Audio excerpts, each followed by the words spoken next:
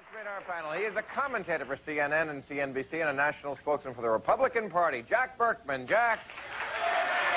Hello, Jack. How are you? Good to see you.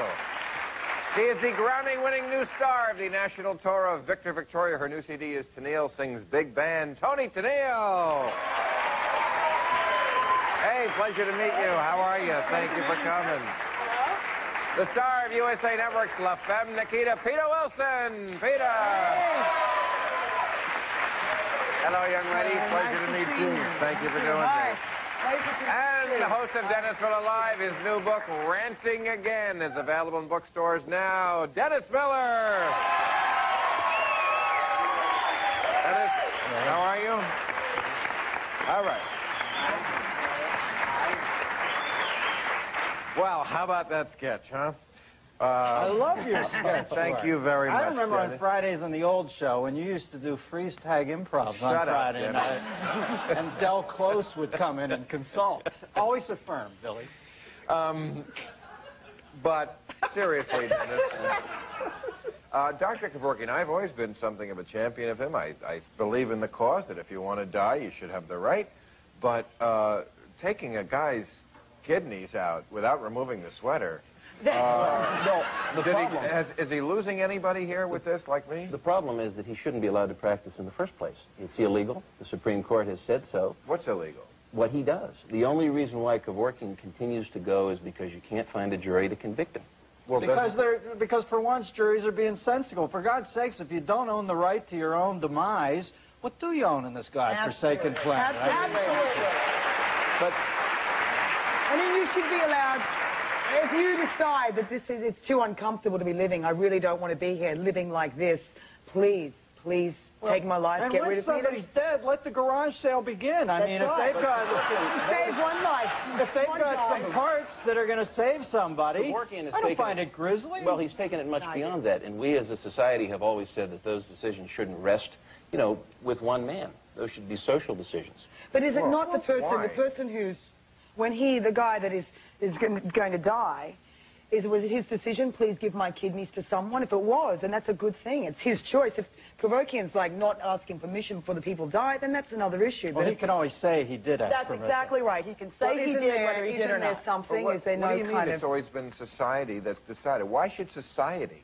I thought the Republican Party was about individualism and freedom and getting government out of our lives. Why is it society's job to tell us about, as Jenna said, this most personal of events in our lives? Well, it is, but this issue is a little bit confusing because there's a state interest, there's a social interest in terms of the right to die. Only one that you create. Well, the Supreme Court has held that there is no right to die. Ah, the Supreme Court. It's the people's choice. It's the people's choice. It's a sham. It's the people's choice. Wait a second. Those people are no more wise than you. They just wear robes to cover their loud ties.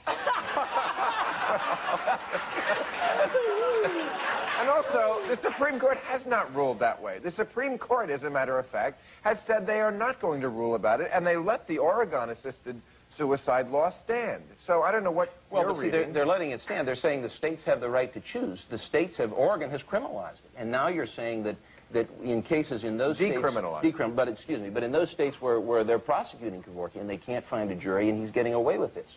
And when he goes to a point where this continues, then you have all of these So where do you get this, that the Supreme Court has outlawed assisted suicide? Well, they have said that if a state chooses to outlaw it, it can't. And the problem is that where you have that kind of a situation, they can't be prosecuted because this guy is just in a morbid kind of way. Kevorkian operates in the state of utter despair. And to put longitudinal and latitudinal and state lines on something about a person who wants their life to end, for God's sakes, is insane. It's their choice. Well, but people in that state, it's really not an issue of choice because people in that state often Not can't... according to you. People in that state often can't think clearly. I mean, you're talking wait a about... minute. People in Oregon can't think? No, not in the state of Oregon, in the state of death, when you're near death.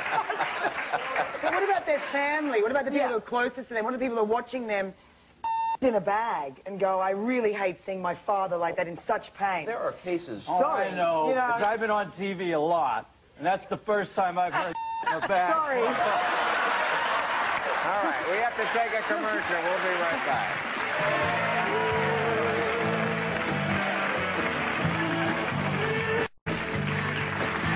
All right, let's talk about life now, since we talked about death a little bit, and kids. And up in Massachusetts, there's a youth soccer association, for all of New England, as a matter of fact, that has instituted what they call winnerless games, which is an interesting concept. They do not keep score when they get to the tournament level. So these kids play all these games, they get to the playoffs, and then this group of smart adults, apparently, has said, well, you know what, these kids don't need this kind of pressure. They shouldn't know who wins or loses. It's not about winning and losing. And is that really a good way? This is up to age 10. 12. Up to 12. They're doing it at 10 right now, and they're going to try to make it for 12. Right. Make it for... It's a good idea, Bill. I'll tell you why. I think, you know, when you think about it, there's too much pressure on a lot of young people. And a lot of this stuff where today you see young people just get to the point where they snap. You have this early admission to college, and you have all of this pressure to play 5 sports and be the best and take these AP classes when you're in 10th grade and all of this stuff. I think there's too much. I think this is what you need.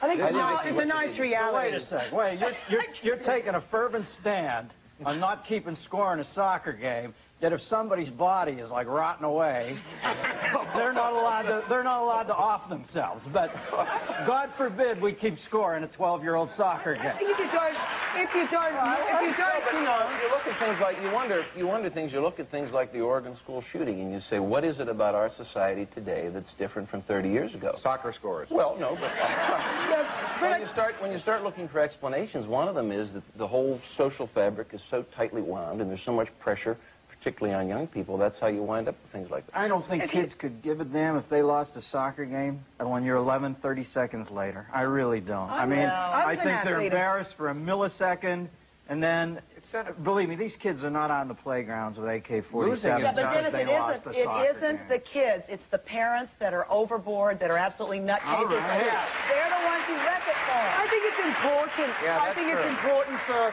you at a very early age in your life to realize that you win and you lose. Now, the more you lose, the more you learn what you do to win.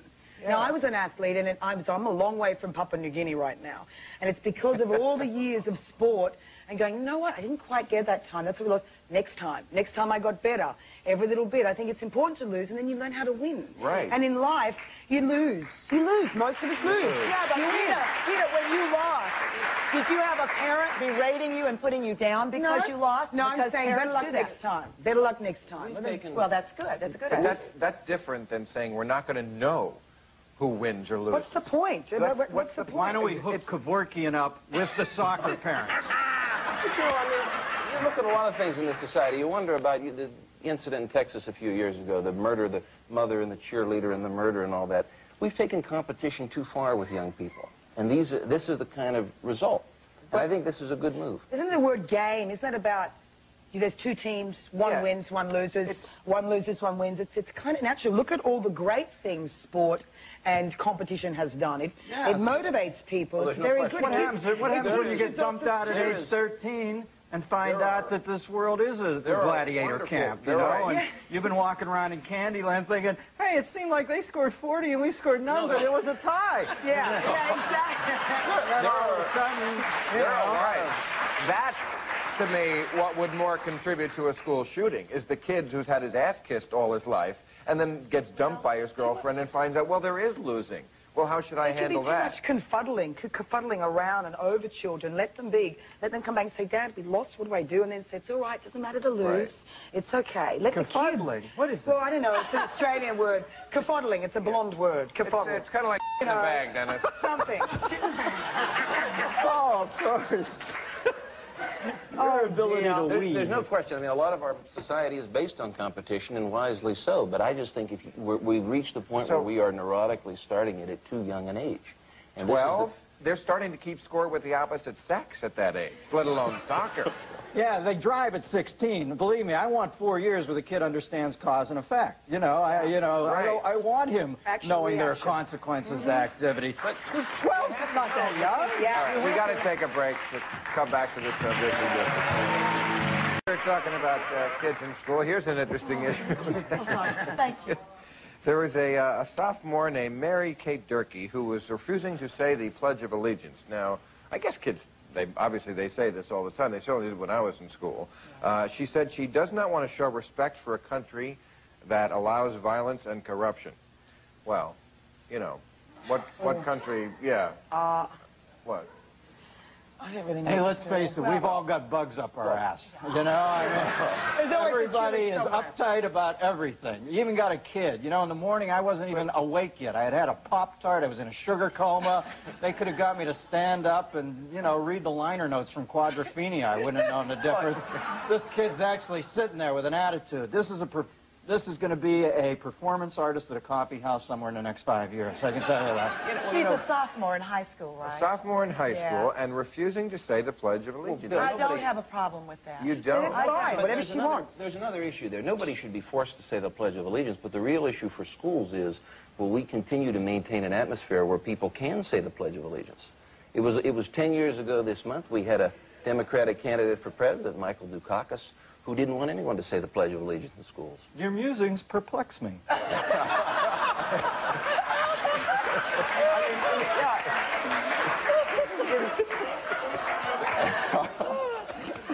Dr. Lovelace, well, I don't think Michael Dukakis didn't want people to, I don't remember that. That was a silly campaign with two silly candidates, one of whom won. But but I mean, you know, there are a lot of people who wouldn't have an atmosphere where you can say the Pledge of Allegiance in our schools. Well, I don't know anyone who's ever proposed that. I think, you know, this is a country where whether you think everything is right about it or not, if you're going to live in it, maybe you should say that you think that it is your country. Well, but that attitude, fortunately, is more prevalent today. If you go back 10 years, if you go back 20 years, when the country was much further left, the mainstream attitude was very different. But the change has been very gradual. I don't understand what you're saying. Well, 10 years ago, 10 years ago, there was a substantial chunk of the Democratic Party and the left-wing establishment in this country who would have agreed, who did agree with Michael Dukakis. But today, both parties are much closer to the center. That's ridiculous. That's that old... I can't even follow that. Well, it's... I'm Australian. This conversation is dead. Hello. Let's get Kevorkian in here. No, I don't know. I think that I come from a different country where things are a little different. If you choose to not say what you want to say, that's fine. That's fine. But, I mean, to make a big issue out of this girl not wanting to say the Pledge of Allegiance, isn't there other more important things? This is a kid. I'll tell you what. Sorry. This is a little girl. She's at home. She's listening to the Lilith Fair soundtrack, and her mom's sticking her head in the door right now and go, "Hey, baby, you made the Bill Maher show!" Yeah. You know, this is what happens in this country. Anybody acts like an iconoclast, and we're talking about it that night. This is what she wants. She made headlines all across the country. I mean, but I think, yeah. It's the same. I don't know whether Monica Lewinsky, for me in a country, it's very different. I mean, if the budget's running smooth, the country are happy. If the country, she did. Yeah. But if the country's the flag happy, pole. If people are happy, if all is well, then leave them alone. It's just sort of. But what you're saying is, if the country's happy, if the people are happy, that's today. A Pledge of Allegiance is about who can you count on when things aren't so good. Are you going to stand up and be counted? Are you saying that you are part of us, or are you not? Yeah. And I think if you're in a government-sponsored school, a government runs, but paid for, it's tax dollars. I mean, that's the least you can do is say, hey, you know what? Yeah, okay, I pledge allegiance to this country, and I'm going to try to make it better. If I think I can't make it better, then I'll leave. What about having people in schools? What about having people in schools? In Australia, we have counsellors, and in every government-run school, there's a counsellor. And every month, every student has to go and see the counsellor and talk about what's going on with them. So maybe a counsellor could find out what's the problem. Maybe she's upset about something. As you said, she's listening to some song. She's pissed off about the boyfriend. Something's happened, and it's caused her to be, I'm not saying that. Now, maybe it's something kind of small. It's become this very big thing, and we're here talking about it. And really, how important is it? They kept score in her soccer game, maybe. Well, you know, I think there is a connection. Good for you, man. But I can't make it now because we have to take a commercial. But we'll all right, we're going to talk about the Pledge of Allegiance. And one thing people always say in this country, wherever you go, it's the greatest country in the world. It's almost like something you can't dispute. But what do you think? Do you think this is the greatest country in the world? Yeah, but it's like being valedictorian in summer school, you know? I mean, the world is not... It's at loose ends right now. And yeah, this is still the best place. God, you look at CNN, you think, well, God, I'm not leaving anywhere. But, have you traveled everywhere? Go to Algeria and get off the plane. And well, I agree it's better than Algeria. America's a wonderful country, been very kind to me, but I mean, I love the world and the country, and that's Australia. I mean, Australia's a pretty great place as well. America's 60 years ago. Maybe we're just addicted to our country. maybe we just love the creature comfort so much, but when you define greatness, maybe there are things that come into play where we wouldn't be. Well, I mean, I don't know. With good reason. You look at our political system, you look at the economic system, you look at the social system, there's a lot to be proud of. Now, you scored at the end of that last commercial. Don't go all serious on it, okay? Because you were beautiful there for a second. Now it's back to, well, I believe that this country... Don't go Eric Severin. At the end of the last break, women were going, hey, do you think you really live in a free country here? Do you think it's a free country? Very much so. But you can't kill yourself. But you can't kill yourself.